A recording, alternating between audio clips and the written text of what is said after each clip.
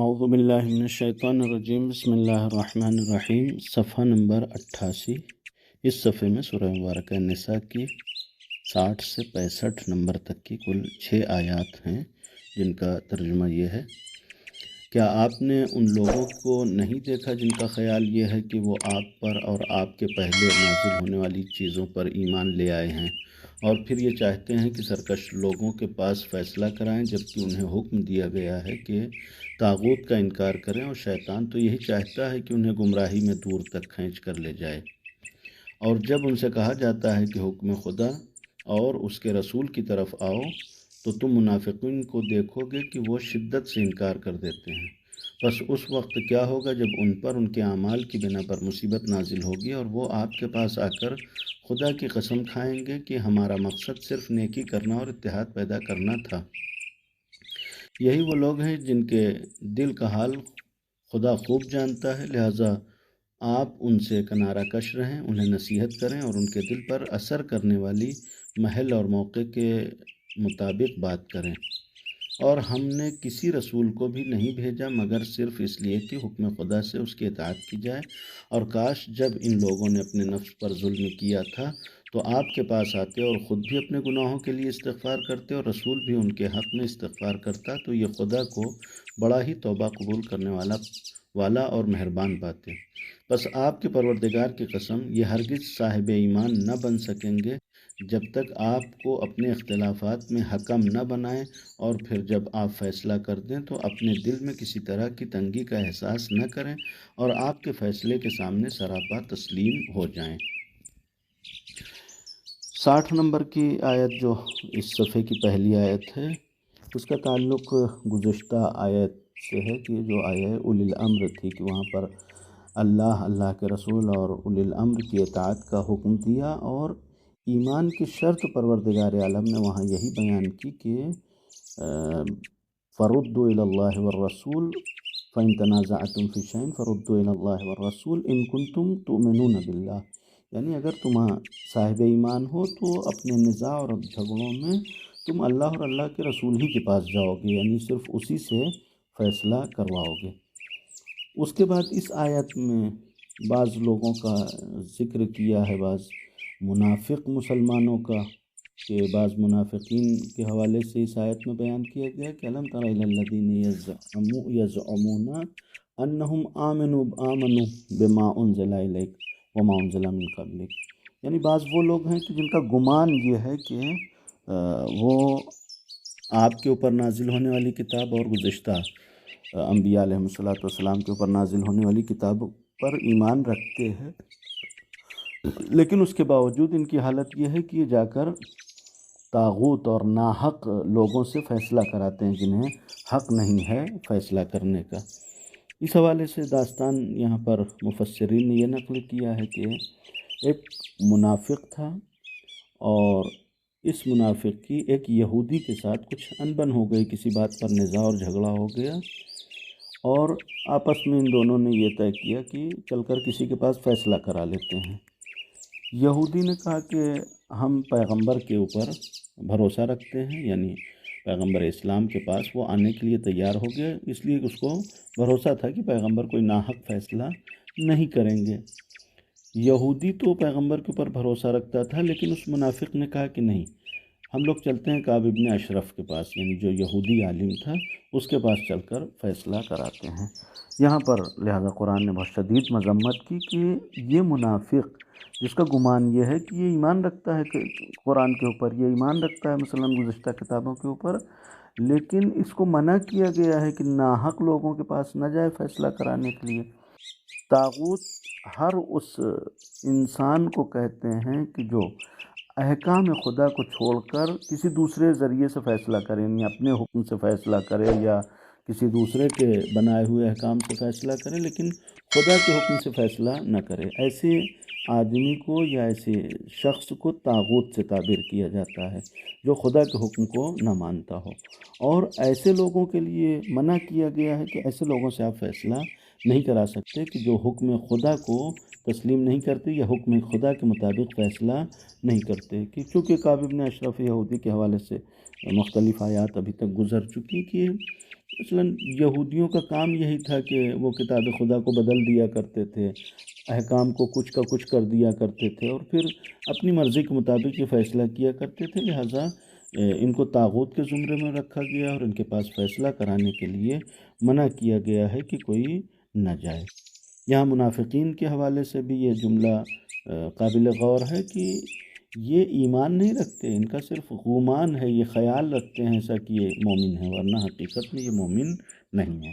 لہٰذا جب یہ جاتے ہیں طاغوت کے پاس فیصلہ کرانے کے لیے تو شیطان کو بھی موقع مل جاتا ہے ان کو بہکانے کا، اور شیطان چاہتا ہی یہی ہے کہ لوگوں کو اتنی گمراہی میں دور لے جائے کہ واپسی کا امکان نہ رہے۔ یعنی جب انسان پیغمبر کو ہوتے ہوئے جا کر غیر مسلمان سے، اور نہ صرف غیر مسلمان بلکہ ایک ایسا انسان کہ جو ناحق فیصلہ کرنے والا ہے، پیغمبر کے مقابلے میں اس سے فیصلہ کرانے کو ترجیح دے گا، تو حقیقت میں انسان ہدایت سے اتنی دور ہو جائے گا اور گمراہی میں اتنا دور تک چلا جائے گا کہ پھر اس کے لیے پلٹ کر آنے کا امکان نہیں ہے۔ اس کے بعد پھر اسی فیصلے کے ذیل میں قرآن مجید نے یہ 3 آیتیں بیان کی ہیں کہ منافقین کی حالت یہ ہے کہ منافقین جب ان سے کہا جاتا ہے کہ مثلاً اللہ اور اللہ کے رسول کی طرف آؤ اور اللہ کے حکم کے پابند ہو جاؤ، اللہ کے رسول کے احکام کے پابند ہو جاؤ، تو ان کے اندر وہ سرپیچی نظر آتی ہے، یعنی باقاعدہ یصدون عنک صدودا، باقاعدہ منافقین جو ہے وہ رسول سے دور بھاگنے کی کوشش کرتے ہیں، یعنی رسول کے حکم کے سامنے تسلیم ہونے سے یہ فرار کرتے ہیں، یہ رسول کے قریب آنے سے دور بھاگتے ہیں، حکم خدا کے سامنے سر تسلیم خم کرنے سے یہ دور بھاگتے ہیں۔ اب جب تک جس کو کہا جائے وہ ان کے پاس اپنا اختیار ہوتا ہے تب تک تو دور بھاگتے رہتے ہیں، لیکن کبھی پھنس بھی جاتے ہیں، کبھی مشکل میں گرفتار ہو جاتے ہیں۔ جب مشکل میں گرفتار ہو جاتے ہیں فَكَيْفَ إِذَا أَصَابَتْهُمْ مُصِيبَةٌ بِمَا قَدَّمَتْ أَيْدِيهِمْ ثُمَّ جَاءُوكَ يَحْلِفُونَ بِاللَّهِ، جب یہ مشکل میں گرفتار ہو جاتے ہیں، پھنس جاتے ہیں، تو آتے ہیں پیغمبر کے پاس اور پھر اس کے بعد قسم کریا شروع کر دیتے ہیں کہ خدا کی قسم ہم تو ایک نیک نیتی تھی ہماری کہ مثلاً اگر ہم یہودی کے پاس گئے تھے فیصلہ کرانے تو ہم تو چاہتے تھے کہ ایک طریقے کا سوہارد، بھائی چارہ، برادری یہ برقرار رہے، اتحاد برقرار رہے مثلاً حق و باطل کے درمیان۔ اس قسم کے بہانے کرتے ہیں کہ آ کر یہ کہتے ہیں کہ ہم تو صرف احسان اور توفیق، یعنی ہماری نیت نیک تھی اور ہم چاہتے تھے کہ آپسی ہم آہنگی، آپسی سوہارد اور بھائی چارہ یہ برقرار رہے، اس لیے ہم گئے تھے وہاں فیصلہ کرانے کے لیے۔ اور یہاں پر مصیبت سے مراد بھی یہ نہیں ہے کہ مثلاً جو ہے کوئی ان کے اوپر پہاڑ گر جاتا ہے، یعنی مثلاً اگر فیصلہ جو ہے وہ ان کے حق میں ہو جائے تو بہت اچھا ہے، اور اگر وہ فیصلہ ان کے حق میں نہیں ہوگا تب آ کر پشیمانی کا اظہار کرنا اور اس طریقے سے قسم کھانا کہ ہم صرف بھلائی کے لیے گئے تھے، ہمارا کوئی ارادہ غلط نہیں تھا، یا مثلاً اس طریقے سے کہ ہم ہر قسم کے گناہ میں مبتلا رہتے ہیں اور اس کے بعد کہتے ہیں ہمارا دل صاف ہے۔ یہ دل صاف منافق جو ہے وہ اسی قسم سے ہوتے ہیں کہ ہمارا دل صاف تھا، ہم جو ہے وہ کوئی بری نیت نہیں رکھتے تھے۔ لہٰذا پیغمبر کو اس کے مقابلے میں حکم دیا گیا کہ پیغمبر اللہ ان کی حالت کو بہتر جانتا ہے، اولئک الذین یعلم اللہ ما فی قلوبہم، ان کے دل میں کیا چل رہا ہے یہ اللہ بہتر جانتا ہے، یعنی ان کا نفاق اللہ کے سامنے روشن ہے، اللہ ان کے نفاق سے واقف ہے۔ لہٰذا آپ فَأَعْرِضْ عَنْهُمْ، آپ ان سے دور رہیں، آپ ان سے مثلاً جو ہے وہ اعراض کریں۔ البتہ اعراض سے مراد یہ نہیں ہے کہ مثلاً پیغمبر کو ان سے دور، بلکہ یہ کہا گیا کہ ان کو سزا نہیں دیں بلکہ ان کے ساتھ ایک بہتر رویہ اختیار کریں۔ اور پیغمبر اکرم صلی اللہ علیہ وآلہ وسلم نے بھی اپنے حیات طیبہ میں منافقین کے ساتھ جو ہے وہ ایک ایسا برتاؤ اختیار کیا کہ جو ان کے ظاہر کے مطابق تھا، چونکہ ظاہر میں وہ اپنے کو مسلمان ہی ظاہر کرتے تھے، لہذا پیغمبر بھی ان کے ساتھ جو برتاؤ رکھتے تھے وہ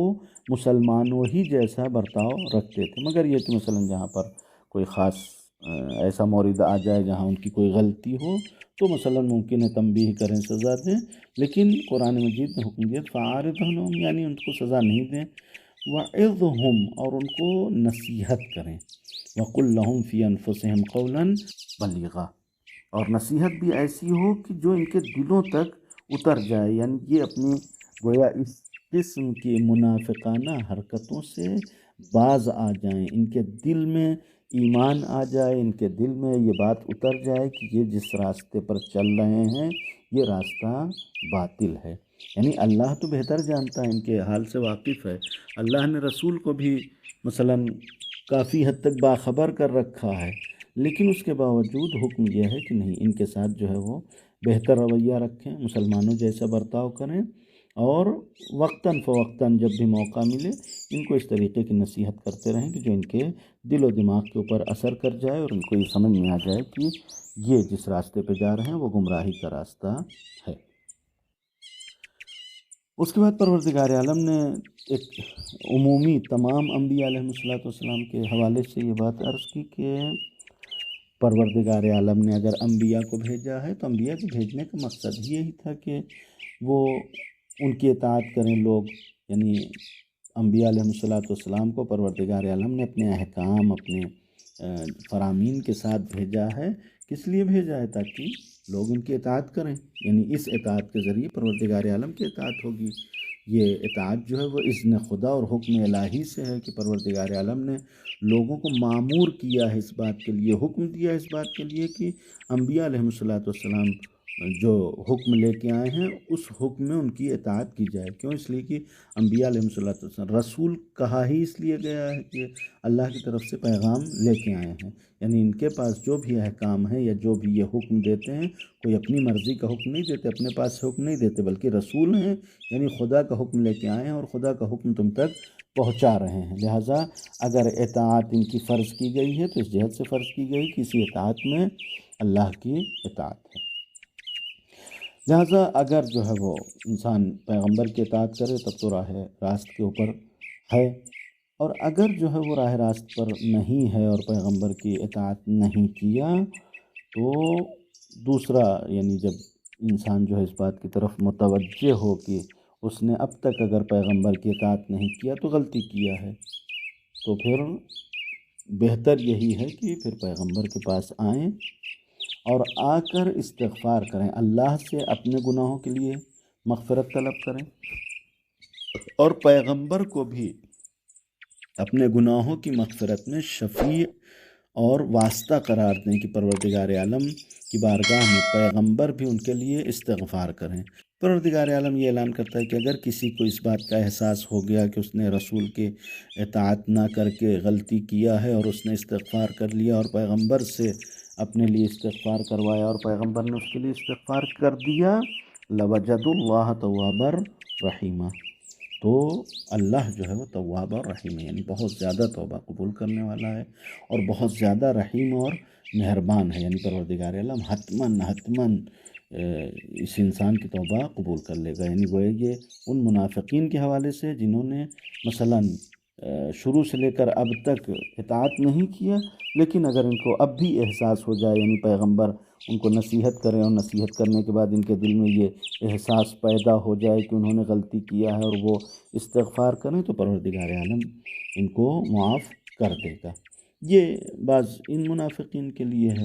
اور جو منافقین گویا حد سے گزر چکے ہیں ان کے لیے قرآن مجید نے اعلان کر دیا سواء علیہم استغفرت لہم ام لم تستغفر لہم لن یغفر اللہ لہم، کہ جو منافقین حد سے گزر گئے ان کے لیے سورہ منافقون میں کہا گیا کہ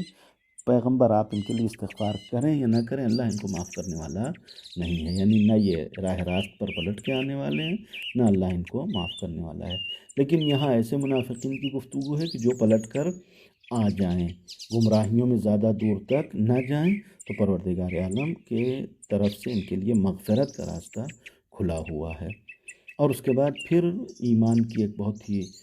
اہم شرط اور اہم تاکید کے طور پر یہ شرط بیان کی کہ ایمان کی حقیقت یہ ہے کہ مسلمان پیغمبر کو اپنا حکم تسلیم کرے اور پیغمبر کے فیصلے کے مقابلے میں